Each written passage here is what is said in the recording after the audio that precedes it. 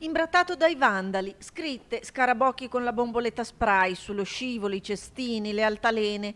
Inaugurato a settembre del 2021, dopo anni che i residenti lo attendevano, il parco di Bertesine, intitolato all'archeologa Maria Cavinet, è stato preso di mira dai vandali.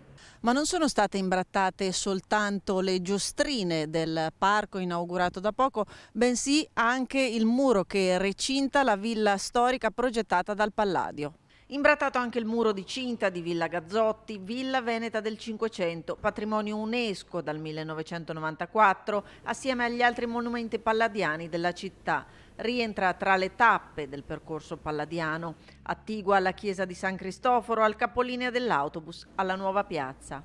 È un peccato perché abbiamo sistemato un po' anche il paese così che ci sia qualcosa di bello e invece dopo succede queste cose, guarda, è una cosa veramente, una vera vergogna. Possono utilizzare il loro tempo in modo migliore in attività più intelligenti invece che imbrattare del bene pubblico che poi tutti noi paghiamo. Ferma la condanna dei residenti nei confronti di chi ha rovinato il patrimonio pubblico, parco frequentato da bambini del quartiere residenziale che si sviluppa lungo l'omonima strada, residenti che chiedono l'installazione di telecamere per la videosorveglianza.